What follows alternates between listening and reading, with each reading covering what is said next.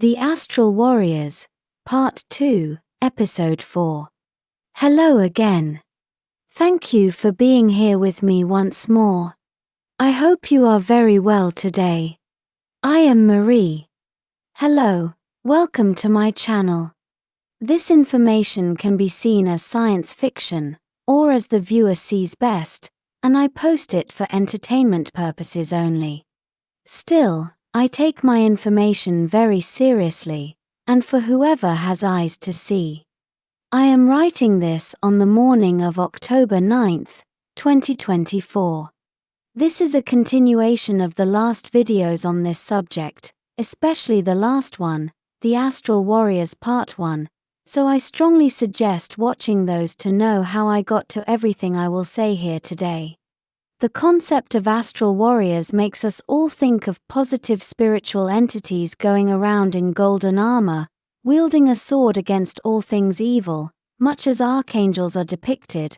Although in my experience this can be true, most astral warriors fight evil simply by existing, as their high vibration is very toxic for all those entities who are defined by having very low existential vibrations.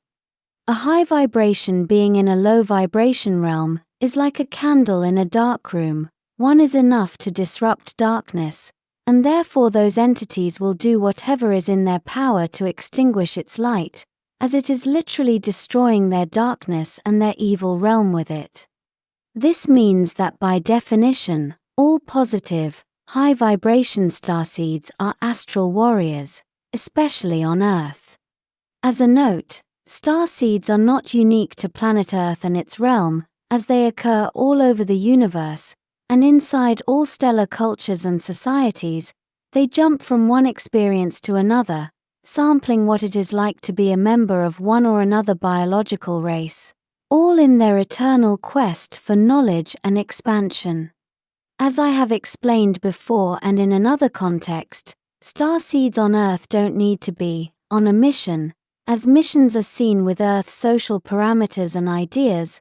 All they need to do is be who they are, and follow their life and their interests as best as they can. The mere fact that a starseed is present in one or another place on Earth is being the candle in a dark room, and the higher its vibration is, the more its influence reaches. Even if the starseed is sad or depressed, its essence will always be high vibratory. But beware that a starseed who has lived many incarnations in other places, and has existed and thrived in higher, non-material existential realms, has a phenomenal manifestation power, for good things and bad things, so it is their responsibility to know this, and manifest only good things for itself, and with them for the collective around it, which it is influencing.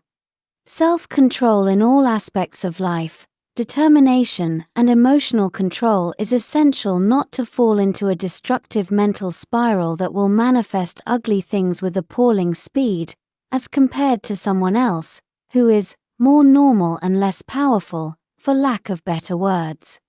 The simple presence of a high vibration, determined starseed who is self-conscious of being one, in a low vibration place is enough to disrupt the energy patterns that feed evil in that place. The mere fact of one of those starseeds walking into a room with bad energy is enough to stop much of that evil energetical pattern. But, of course, the starseed will sense it is in a low vibration place, and will feel disgusted or repelled by it, wanting to leave, as that low vibration in there will attempt to lower its own, by the simple effect of the dominant frequency principle, which states that the strongest vibration will want to make all others more of it. This could be interpreted as the low vibration place being toxic for the starseed, but that depends on the starseed's personal frame and internal power, and its capacity to stand its own ground against adversity of all kinds. The dominant frequency of those low vibration places may want to lower the starseed's own, which is the definition of being in a toxic place. Yet, what I am going to say next is very important. The starseed's total vibration cannot be lowered simply by being in a bad low vibration place, even though the starseed may feel its vibration lowering, perhaps because he or she is seeing the horrible things that are going on there. As an example, it will reduce. It is inevitable. Yet it will never get lower than a certain point that depends on the starseed's frame. It cannot get lower, because the place will not change who the starseed is at its core, and this is because the high vibration person, the starseed, is not really generating its vibration and its energy. A high vibration starseed is not isolated, it is source itself, and wherever it goes, that doesn't matter. This can also be interpreted as having a strong connection to source, yet that, in my opinion, does not explain accurately what is going on there, as that explanation other people and authors use generates the idea of being separate, away from source, therefore having something like a long-distance connection to it, and therefore of being something different from it. As a starseed, you who are listening to me right now, you are source. You manifest and you create with your focus, and with your higher values and ideas, therefore you balance the low vibration, highly dualistic realms you walk by, filling it with the light and with the positivity of creation, not of destruction, of source.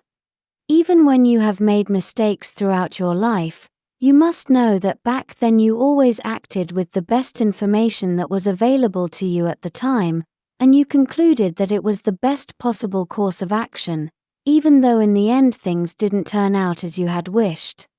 And also remember that being in that low vibration dense soup called Earth's matrix means that many of your thoughts and emotions were telepathically picked up by you from the greater collective unconscious, and not so unconscious. As I explained in other videos, not all your thoughts and emotions are entirely yours, as everyone is telepathic, yet untrained to distinguish their own thoughts, ideas, and emotions from those of others, also as the consequence of being a highly empathic being in a place full of constant hurt.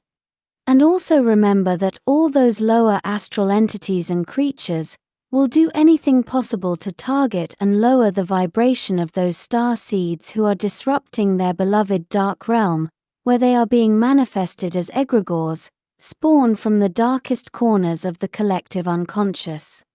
A star seed, as a candle in a dark room, will have all the attention on it, and of both dualistic sides, of those who need its light and therefore do everything to protect it, and also of those who wish to extinguish it, to sink the place into darkness.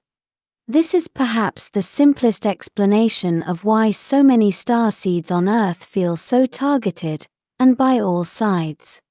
Moving on, besides this not so romantic explanation of how star seeds fight evil by simply existing, you must also know that the best way to fight something is not to give your opponent anything to bounce against, therefore simply existing as a star seed in a low vibration place is fighting evil, defeating it, without even needing to go into an open confrontation.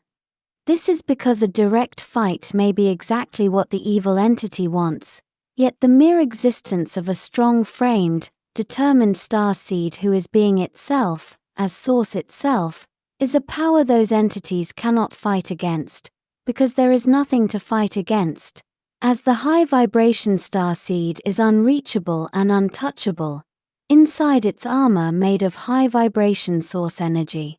But even with this concept of winning without even fighting, things are not always so simple on Earth and its complex matrix, where you not only need to stay positive and with good vibes, but you also must be proactive.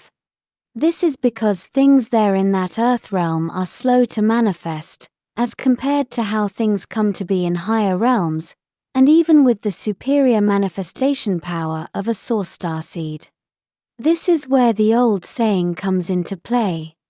The only thing evil needs to thrive is that good people do nothing, or something along those lines. This means that many star seeds do fight directly.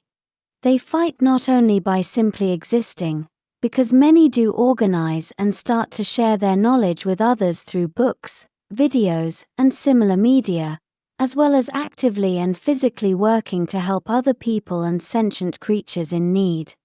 But besides this activist starseed tendency, there is another aspect, which is that many starseeds do enter the astral realms purposefully, to directly confront and fight against strong evil entities who are causing mayhem on the side of the living.